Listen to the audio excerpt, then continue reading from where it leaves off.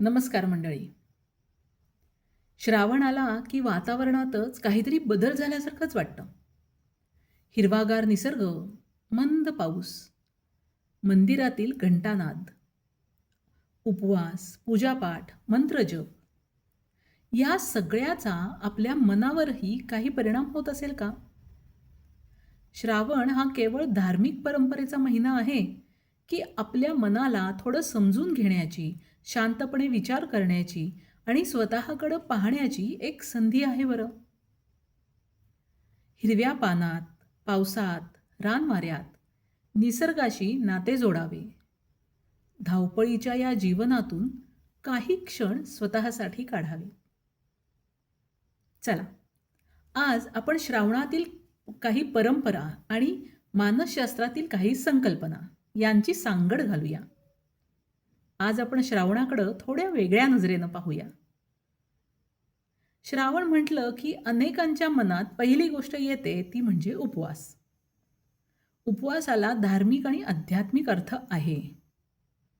पण मानसशास्त्रीय दृष्टिकोनातून पाहिलं तर उपवास आपल्याला सेल्फ कंट्रोल शिकवतो. सेल्फ कंट्रोल म्हणजे स्वतःवरती नियंत्रण ठेवण्याचा सराव. उपवासाचा मानसशास्त्रीय अर्थ केवळ आज काय खायचं नाही हा नसून माझ्या प्रत्येक इच्छेवर मला लगेच कृती करायची गरज नाही हा अनुभवही असू शकतो.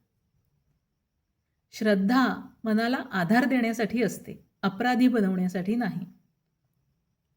पुढची गोष्ट म्हणजे श्रावणामध्ये मंत्रजप, नामस्मरण आणि स्तोत्र पठणाला विशेष महत्त्व दिलं जातं. मंत्रांची पुनरावृत्ती करताना आपलं लक्ष वारंवार त्याच शब्दांकडं किंवा ध्वनीकडं येतं. मानसशास्त्रीय भाषेत सांगायचं झालं तर मंत्रजप आपल्याला कॉन्सन्ट्रेशन व्हाया रिपिटेशन शिकवतो. आपल्या भरकटणाऱ्या मनाला एका ठिकाणी स्थिर करण्याचा हा एक सराव असू शकतो. मनात एकाच वेळी कितीतरी विचार सुरू असतात. काल काय झालं? उद्या काय होणार? कोण काय म्हणालं? आपल्याला काय करायचंय? आणि मग आपण मंत्र म्हणायला सुरुवात करतो आणि आपलं लक्ष एका जागी केंद्रित व्हायला मदत होते. म्हणून मंत्रजपाला केवळ धार्मिक कृती म्हणून न पाहता मनाला स्थिर करण्याची एक पारंपरिक पद्धत म्हणूनही पाहता येईल. पुढची गोष्ट म्हणजे श्रावणात केल्या जाणाऱ्या वेगवेगळ्या पूजा आणि काही परंपरा म्हणजेच रिच्युअल्स. आपल्या आयुष्यात काही कृती आपण ठराविक पद्धतीनं करत असतो. जसं की देवासमोर दिवा लावणे, देवापुढं बसणे, फुले वाहणे, नमस्कार करणे, स्तोत्र म्हणणे. अशा कृतींचा एक महत्त्वाचा भाग म्हणजे त्यातील नियमितपणा. दररोज किंवा दर आठवड्याला एखाद्या ठराविक वेळी आपण काही काळ थांबतो. बाहेरचं जग काही क्षण बाजूला ठेवतो. मोबाईल बाजूला ठेवतो. काम बाजूला ठेवतो आणि स्वतःला एक छोटासा विराम देतो. यामुळं काही लोकांना स्ट्रक्चर, प्रेडिक्टॅबिलिटी आणि इमोशनल ग्राउंडिंग मिळू शकतं. म्हणजेच एखादा अर्थपूर्ण रिच्युअल मनाला विराम, सातत्य आणि मानसिक आधारसुद्धा देऊ शकतो. हे मानसशास्त्रीय दृष्टिकोनातून आपल्याला समजून घेता येतं. आता श्रावणातील सर्वात सुंदर गोष्ट म्हणजे निसर्ग.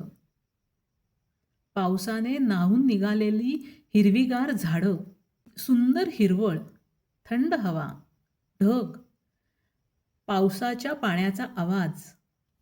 निसर्गाच्या सान्निध्याचा आपल्या मानसिक अवस्थेशी संबंध असल्याचे संशोधन सूचित करते. निसर्गाचा अनुभव घेणे, निसर्गात वेळ घालवणे आणि हिरव्यागार निसर्गाच्या सान्निध्यात राहणे यामुळे अनेकांना स्ट्रेस कमी झाल्यासारखा वाटतो आणि मन कसं एकदम ताजंतवानं, टवटवीत होतं. म्हणूनच कदाचित श्रावणात मंदिराकडे जाणारा रस्ता असो, गावाकडची हिरवाई असो, डोंगरावरची धुक्याची चादर असो किंवा खिडकीतून पडणाऱ्या पावसाकडं शांतपणे पाहणं असो, आपण नकळत स्वतःला स्वतःकडेच पाहण्याची आणि निसर्गात रमून जाण्याची संधी देतो. श्रावणातील पूजा, उत्सव, भजन, धार्मिक कार्यक्रम या सगळ्यामध्ये आणखीन एक महत्त्वाची गोष्ट असते. ती म्हणजे या निमित्तानं लोक एकत्र येतात. आणि इथं येते सोशल सायकॉलॉजी. माणूस हा सामाजिक प्राणी आहे. आपल्याला केवळ अन्न, वस्त्र, निवारा आणि सुरक्षितता एवढीच गरज नसते. आपल्याला आपण समाजाचा एक भाग आहोत अशी भावनाही आवश्यक असते. एखाद्या कार्यक्रमासाठी जेव्हा अनेक लोक एकत्र येतात, तेव्हा आपण एकटे नाही याचा अनुभवच मनाला आधार देतो. मला काय वाटतं सांगू का? श्रावण म्हणजे स्वतःकडे पाहण्याची संधी. जेव्हा आपण देवाची पूजा करतो, तेव्हा स्वतःलाही काही प्रश्न विचारू शकतो. मी सध्या खरंच आनंदी आहे का? माझ्या मनात कोणता राग साठला आहे? मी कोणाला क्षमा करू शकत नाहीये का? मी स्वतःवरच खूप कठोर तर नाहीये ना? माझ्या आयुष्यात खरंच महत्त्वाचं काय आहे? आणि मी माझ्या मनाला पुरेसा वेळ देतोय का? देव शोधताना आपण मंदिरात जातो. पण मन शोधायचं असेल तर कधीतरी आपल्या अंतरंगाच्या गाभाऱ्यातही उतरावं लागतं. श्रावणात आपण देवाला अभिषेक करतो. पण कदाचित या महिन्यात आपल्या मनावर साचलेल्या चिंता, राग, दुःख आणि अस्वस्थतेवरही शांततेचा एक अभिषेक करायला हवा, नाही का? श्रावणातील हिरवळ, पावसाचा निळसर करडा माहोल, मातीचा ओलावा आणि विविध रंगांची फुलं आपल्या इंद्रियांना सतत वेगवेगळे दृश्य आणि संवेदनात्मक अनुभव देतात. मानसशास्त्रात कलर थेरपी ही स्वतंत्र उपचार पद्धती आहे. त्यामध्ये रंगांचा मूड आणि भावनिक अनुभवांशी संबंध अभ्यासला जातो. हिरवा रंग हा निसर्ग, ताजेपणा आणि सृजनाशी जोडला जातो. हिरवाईकडं पाहणं काही लोकांना मानसिक विश्रांतीचा अनुभव देऊ शकतं. हिरवा आणि निळा रंग हे क्रिएटिव्हिटी, शांतता आणि स्थैर्याशी जोडले जातात. फुलांचे विविध रंग, रंगांची विविधता लक्ष वेधून घेते आणि वातावरणात आनंद, उत्साह आणि ताजेपणाची भावना निर्माण करते.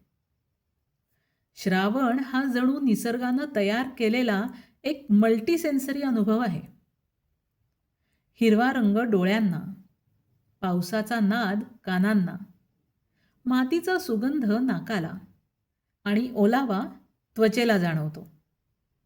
त्यामुळं श्रावणाचा अनुभव मानसिकता अधिक समृद्ध करतो. श्रावणात निसर्ग फक्त दिसत नाही, तो ऐकू येतो, जाणवतो, सुगंधित होतो आणि म्हणूनच कदाचित तो मनालाही स्पर्शून जातो. मंडळी, गेल्या काही महिन्यांपासून सापेक्ष या चॅनलच्या माध्यमातून आपण ज्योतिषशास्त्रासंबंधी विविध विषय समजून घेत आहोत.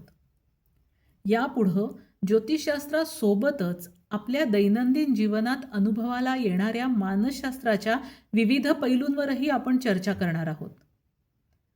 मानवी मन, त्याचे विचार, भावना, वर्तन आणि आपल्या दैनंदिन आयुष्यात त्याचा होणारा परिणाम या विषयाचा मी गेल्या अनेक वर्षांपासून अभ्यास करते.